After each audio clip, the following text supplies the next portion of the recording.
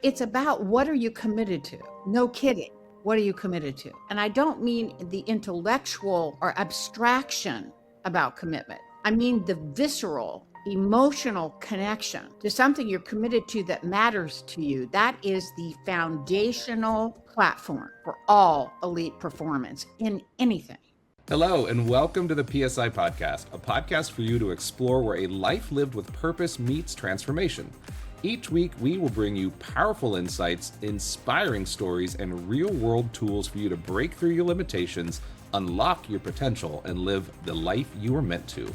I'm your host, Tim Bowen. And I am your co-host, Mackenzie O'Kelly. For more than 50 years, PSI Seminars and Sci World have helped thousands of people create the life they deserve to live. And now, it's your turn.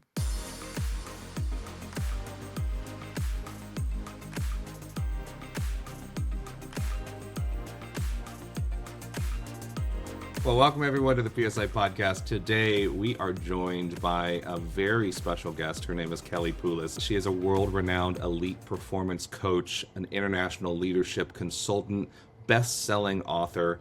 You know, for years, might we say decades, Kelly has coached, trained, and inspired leaders, executives, entrepreneurs, and high performers around the world to unlock their potential and create extraordinary results.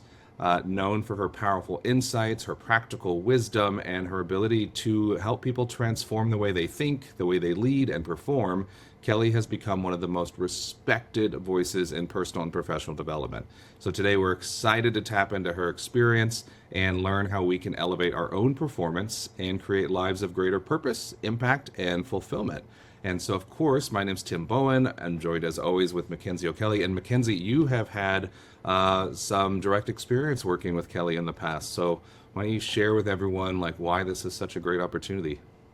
Well, I am just so honored to have you, Kelly, here with us. And so for those that don't know, we do a 6-month coaching program, performance coaching program through PSI Seminars.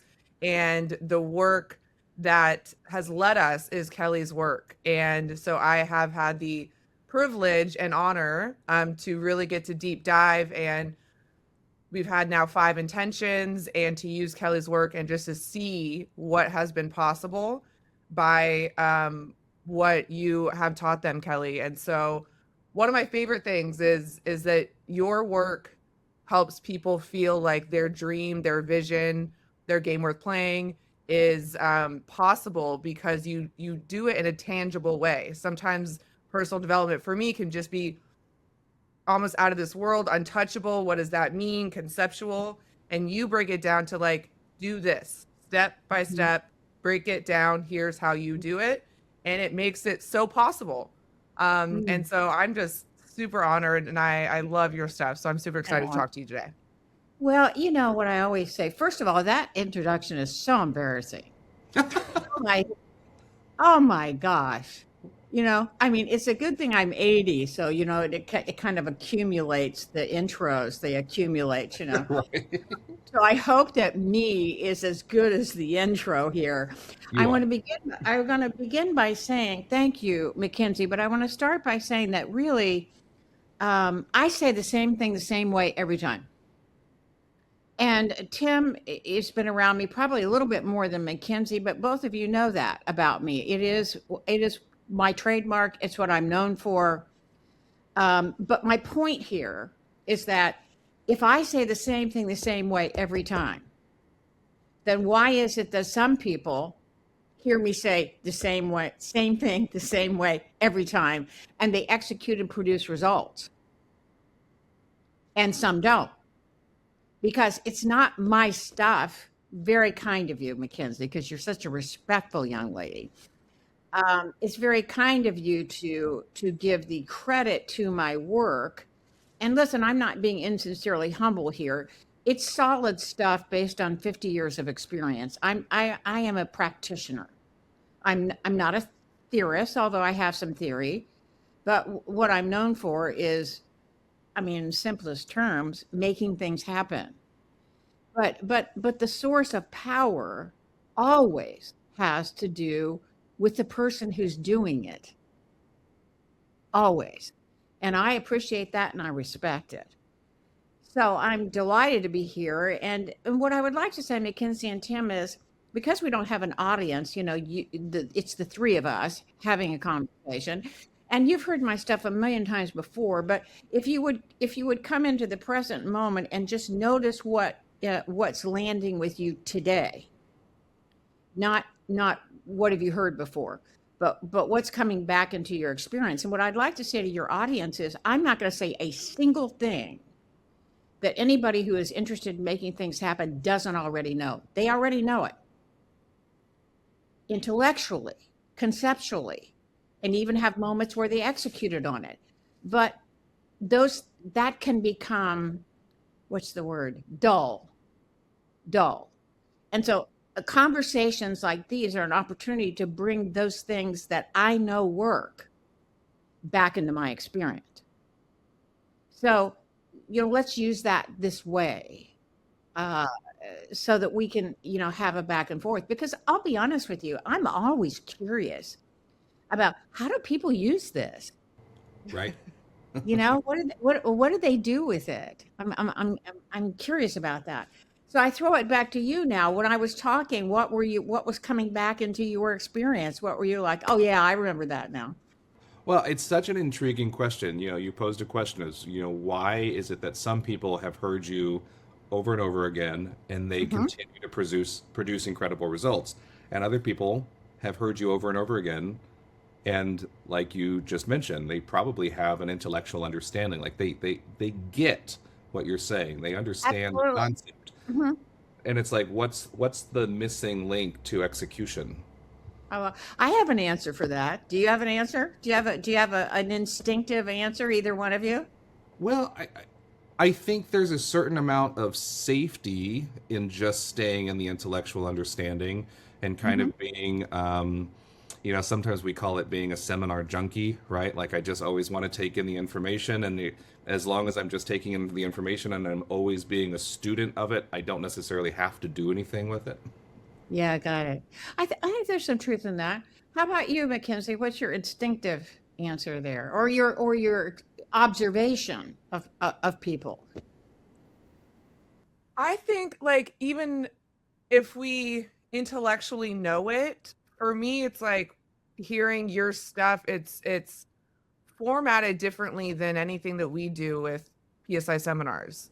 And Mm-hmm. so I feel like maybe yes, they've heard it in another way in some of our classes, but for me, like the way that it's broken down, the way you present it, it somehow feels brand new. Mm-hmm. Like, oh, I never thought, short-term targets, which I think we'll get into one of the conversations. It's like we've all heard little bite-sized pieces, right? Eat an elephant one bite at a time. But for some reason, you hear short-term targets and it's like, oh my God, this is like life-changing. Isn't that funny? I think they So just hear it differently. it's funny. Well, okay, I think all that's true. If this was a beat the coach, stump the coach process here, both neither one of you got the answer I would have been listening for, and and Nailed it. both of them are solid and accurate, but just to go on record here, the distinguishing characteristic of people who are elite performers and execute at an elite level is so simple. And the minute I say it, you're going to go, oh, well, I knew that. Okay. Because you do know this. You do know this from years of experience and watching people and just, your own endeavors that you've been in. But it's about, what are you committed to? Like, no kidding. What are you committed to? And and right after that, and I don't mean the intellectual or abstraction about commitment. I mean the visceral, emotional connection to something you're committed to that matters to you. That is the foundational platform for all elite performance in anything. Now, can people produce results and not be that committed? Yes, they can. But my work is not about doing what you were going to do anyway or being good. My work is about elite performance. That is what I aspire to. the people I work with aspire to. Do we get there? Sometimes, not always, but we never change what we aspire to, what is aspirational for us, which is, all the pithy sayings, be the best version of myself, be all that you can be. Those things are not just abstractions. Those are things that can um, touch a nerve in some way. Yeah, absolutely. And part of it too, and then I'll turn it back to you. You have to stop me, Tim, because I get carried away with myself. You're doing great. But what's also true is that, and it needs to be sincere. So I want to push on this a little bit, which is not what should you be committed to, not what do other people tell you would be good at and you should be committed to it, but finding that sweet spot, which is really true for you, is the distinction between, doing okay and elite performance. Does that make any sense to you at all? Yeah, so I'm like hearing like tapping into our passion, right, which can evolve over time, over years even. It changes. Yeah. Yeah, Well, it changes. I know for me, like I've said yes to things out of Duty and obligation, relationship, sure, like whatever the sure, reason. sure, And so because I sure, said yes, I'm committed. However, sure. I am not sincerely committed. Right, My exactly. Right. my why is because I said yes, and Yeah. it feels hard. Like it doesn't flow. It Well, feels that's like a okay. challenge. That's okay. I think that's really useful, what you just said, Mackenzie, which is everything isn't what I'm compelled by. Yeah. I'm not doing what I'm compelled by an elite performance 24/7. That's just not the way life is.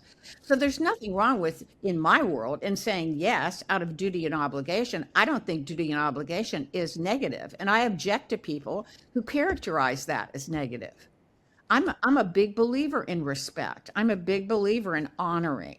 If somebody that I totally honor asks me to do something and I say yes, is it out of duty? Yes. But I don't consider that negative. But distinguished from, that's all, distinguished from duty and obligation, you'll be able to get some things done. Absolutely no question about it. New conversation. Elite performance drives from that which is compelling to me, really compelling to me. What I think in that moment when it feels like the struggle because I'm like, well, I just said yes because blah blah blah blah. In that same commitment, like I've been able to practice changing to get to the compelling why of like, no, I'm not doing it because of this. I'm doing it because of this result, because the trickle effect, blah, blah, blah. And then I find the passion in the same commitment, if that makes sense. Yeah, Like you're I doing can the switch it. work. You're Yeah. doing the work. I mean, we don't always wake up every morning and we're totally in touch with what we're compelled by and passion. I'm going over there to the coffee machine and hoping that I've got some Pikes Peak espresso brewing because I need to wake up. But this leads me to my next point, which is, and as you've heard me say a bazillion times, commitment is a renewable process, and it is not process, excuse me. Commitment is a renewable resource.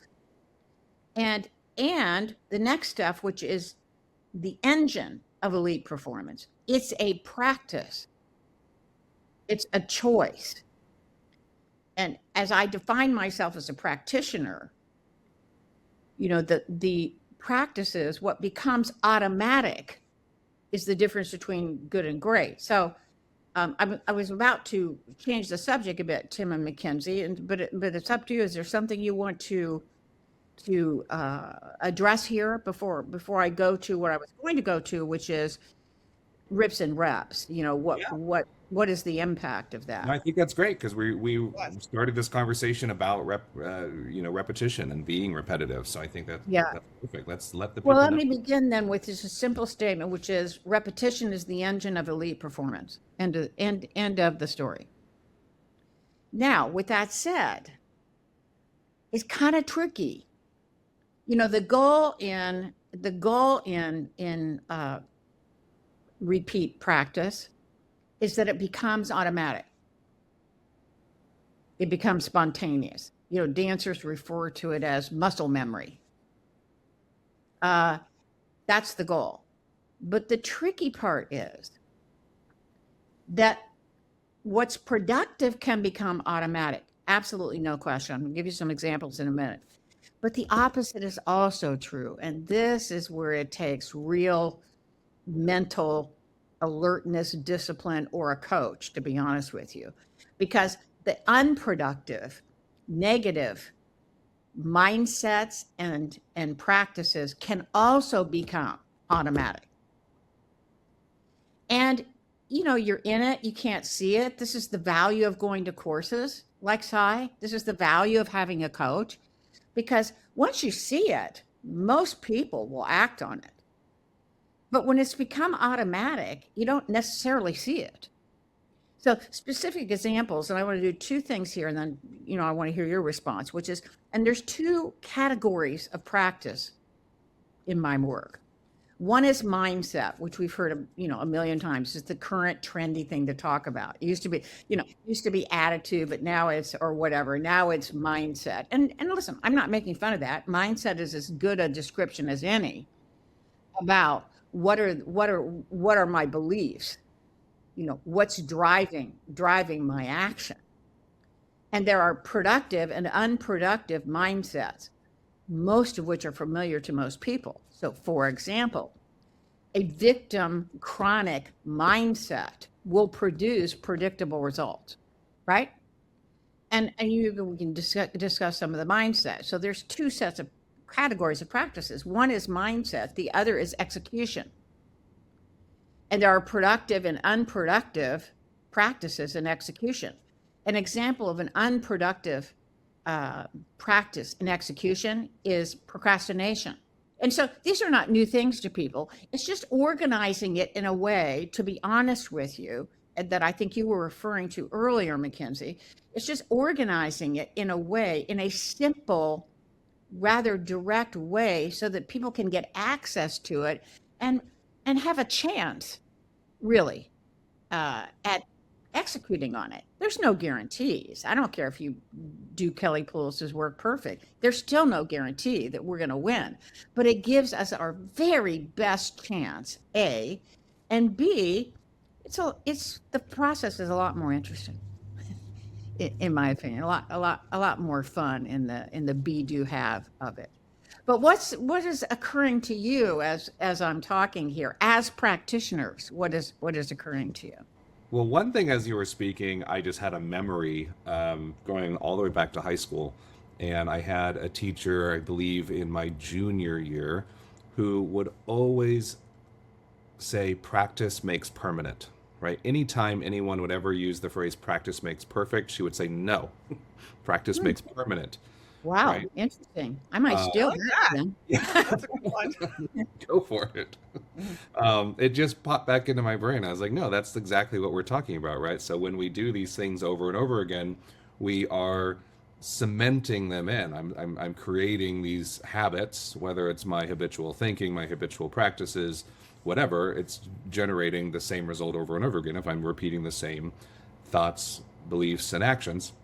And that was the point she was making, right? Yeah, very good point. And Practicing.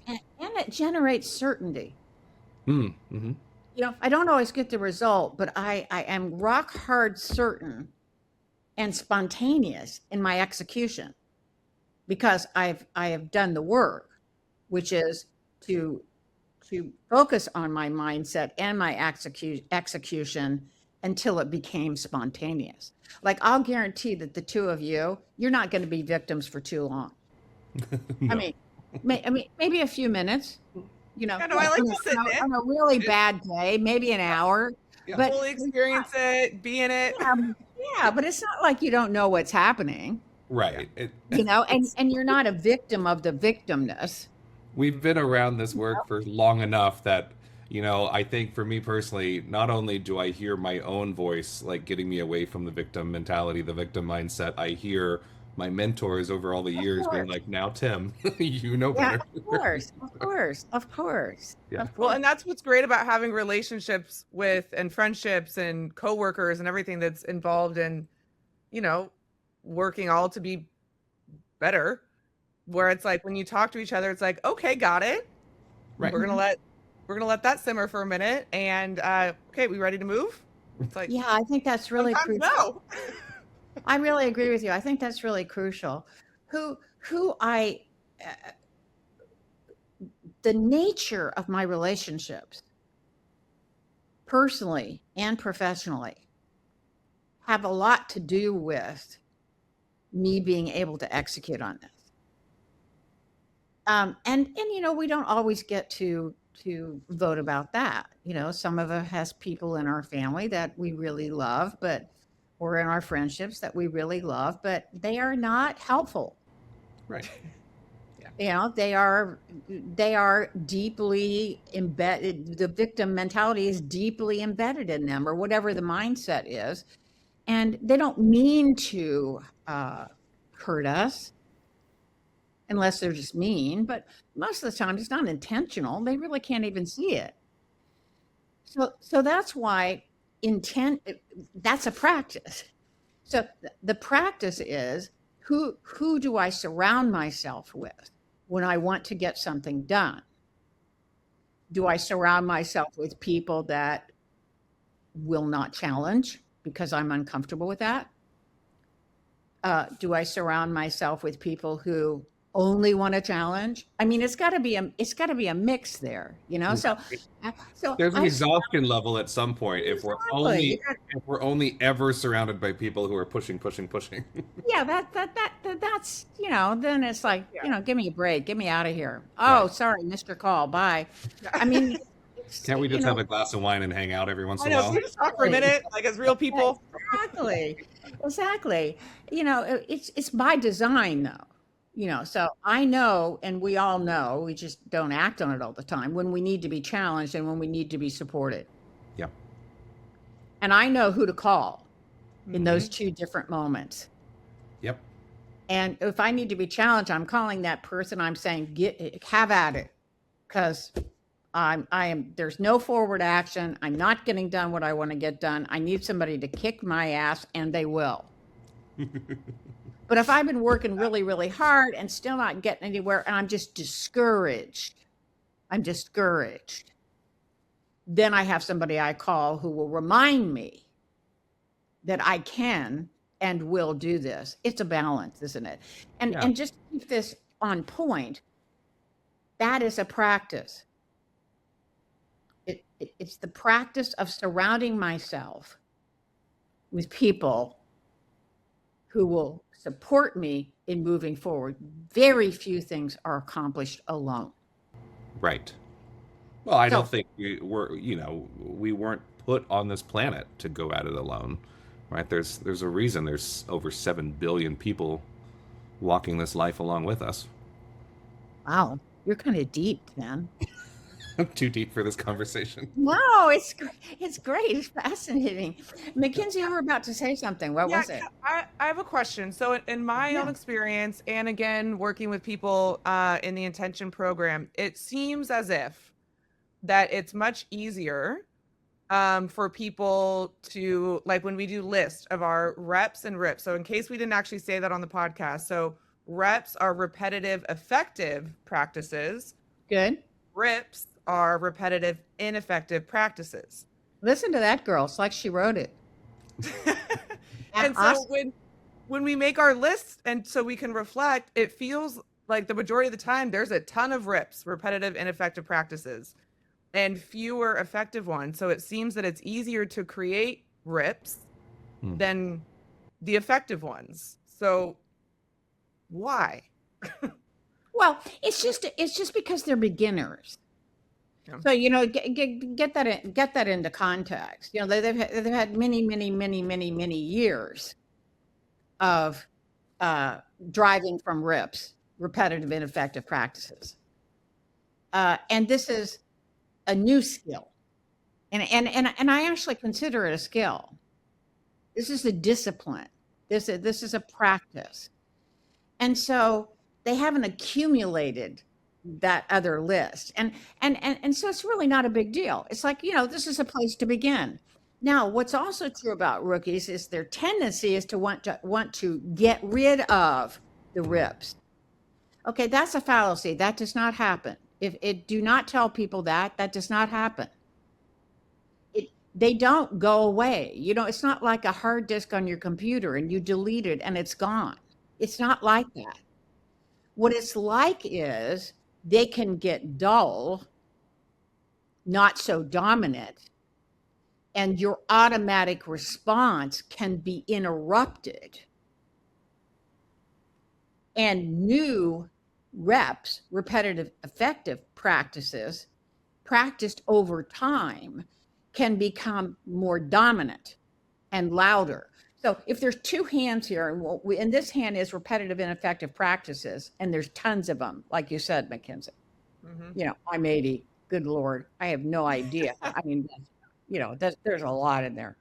And then in this hand, there's repetitive effective practices. When we begin this endeavor, this hand is more dominant. It's still loud. It's still there. It's the voice calling us, come back, come back, come back. But as we diligently execute on mindset and execution practices over time, that begins to shift. And there'll be a day when this hand is automatic and this one is still there, but it's dormant. Now, the danger there is it's like a virus. It doesn't go away. It can come back anytime. Activates real quick.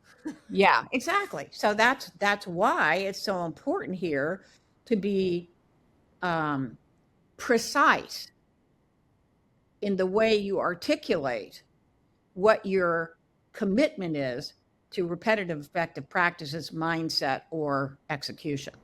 Can you give folks a couple of examples of what you hear from people? So if someone's making a list of their reps, their repetitive effective practices, what would be some examples of those? Okay, great. That's a great question. So I'll give you an example. Recently, you saw that the Knicks won the NBA championship, and I think am I saying it correctly? His name is Julian, I think, Jul. Sure, I'll pretend I watch basketball. Oh, Jalen Brunson? Yeah, say it again. Jalen Brunson, I believe. Jalen. So Jalen is 6'2", not that tall for an NBA player. Told all of his life he was too short, shouldn't be on these teams, blah, blah, blah. Make a long story short, he ends up on the Knicks. They're a great team. They're down in a game. I don't know if it was the final game, but it might not be. It doesn't matter. 29 points. They're down 29 points. And they come back and win by a point. And in he's like the last second. Yes, exactly. In the last second. He's being interviewed after the game. And Charles Barkley, who is a well-known retired NBA player, says to him, when you were down 29, did you have a moment where you said to yourself, I don't think this is going to happen? And he said, and this is a practice of elite performers, listen carefully. He said, it's okay to take a moment and entertain the worst possible scenario. Okay. That's okay. That's okay. Take a moment. He said, but then you get your ass back out there on the court and you do something about it, because what else are you going to do? That is a practice of elite performers. And the specific practice is, what are the choices, the automatic, the spontaneous choices you and I make when confronted with overwhelming odds? Mm-hmm. That's an example. Yeah, absolutely. How did that feel? How did that feel? That was a great. I was literally going to say like some rep, when people wake up and dance in the morning, but that one was a great example. Yeah. Well, it feels great. I mean, it's that's funny to me. You wake up and you dance in the morning, and then you feel like they put on music. It's a vibe. They dance or they do. In our world. Wrong with that, Mackenzie. Let me categorize that for you. That's somatic.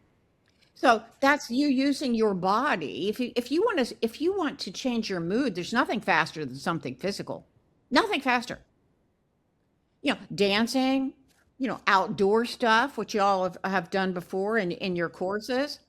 It's very quick and it works very well. And mood matters. And that's another repetitive effective practice that I, as an elite performer, take charge of my mood and do something that changes the mood. Because why? Because mood impacts execution. And it also impacts the people who are around me. Because remember, most things that we accomplish are not accomplished alone. I'm being kind of dominant, though. You guys should tell me to back off here. No, I think it's great. I'm loving it. Because there is this dance that we entertain where we're aligning our thoughts and our beliefs and our feelings, focused in the direction that we want to move in. Yeah, exactly. Exactly. But that is easy to say. Yes. And a really small percentage of people actually do the work.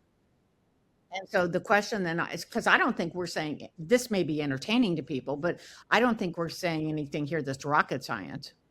I don't think we're saying anything here that couldn't be found listening to who knows who's doing something great somewhere in some field. They may not use the same lexicon we're using here this morning, but they're saying the same things. There's things that work and things that don't work. And so the question I think that is valuable, you ask, we talked about in the beginning, which is, then why are there so few people that do that? And I'm going to assert because they did not identify that which they really wanted to make happen. Mm-hmm. Because if you really find that and execute on that, discipline is not a problem. But if you're in have to, it's a problem. You've got to consciously make yourself do it. Right. You guys have had this experience. You're doing something you love, and so your experience of it is different. Mm-hmm. Well, and it just keeps coming back to mindset and our thought process, right? And so it's like, yes, do I do a lot of things every single day that I have to do? Yes. Yes, I do. Yes. Yes. And if I'm letting that get me down, I know I've got the practice of pausing, reflecting, and saying, yes, is this something I have to do? Sure, but let's bring that back a couple of steps. Why do I have to do it? Yeah, there you go. I think that's great. Yeah, I have to do it because I want to keep my job. And that's my why in the moment. I love what I get to do. I think you and Mackenzie both said that. I think that's great. So it may not start out as the thing that you want to do, but you can find it. So sometimes you got to find it. You got to dig for it. It certainly helps. The other thing I would say that I think you're pointing out that I think people should remember is, let's not be naive here. It's not elite performance 24/7. All of us have things that we may not be compelled by that are our responsibilities that we need to handle.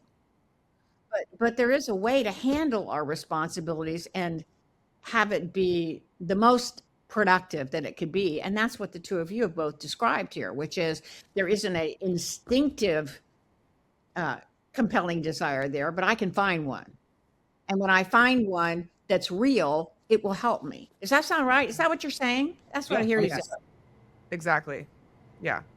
And like, just to wrap up the reps and rips, like, I think it's, again, something that is easy for people to wrap their head around and to like take control of in a way. Like, for example, like, the expectation that we're going to wake up and let's go and be high performance and elite performance. And that is just not reality. Maybe it is for some, not for me. And so to realize, like, okay, yeah, right. Like, I used to think, like, Tony Robbins, I used to be like, oh, I bet he wakes up and he's just like, oh, blah, blah. And he said he didn't. And I'm like, well, that makes me feel better. But like the reps and rips, it helps me to be like, okay, hang on. What am I in right now? I am in a rip right now. a repetitive, ineffective practice, and I can like name it. And for me, that helps be like, okay, this is not working. So let me find one of my reps. That's all great. You're coding it, you're codifying it, you're naming it. Yeah. And naming it, language is powerful there. And the minute that you define it, it gives you a better chance at acting on it. Mm-hmm. Well, I think it also removes some of the power that it would have over us otherwise, right? Oh, So I it's think like, so too. I That's a great name point. it, I identify it, I recognize you are not more powerful than I am. You are my practice, right? So I can change it. Yeah, I love that. I think that both of you, excellent. You know, students always make anybody's work better. Good students always figure out ways to use it and to have it be more practical. So just to end this rips and reps, and there's, you know, we could spend days on this, but just I would say to your audience, really keep it as simple as you can until you get the rhythm of it. Which is mindset is what automatic attitudes, beliefs, underlying assumptions do you have that are chronic that don't work? And on the rep side, what do you know in your heart and soul are the attitudes, the underlying assumptions, the values, the beliefs that you frigging know works? And you know it. And I want to point out that I said frigging. I did not say the F word. And I want to be acknowledged for that because Thank you, Kelly.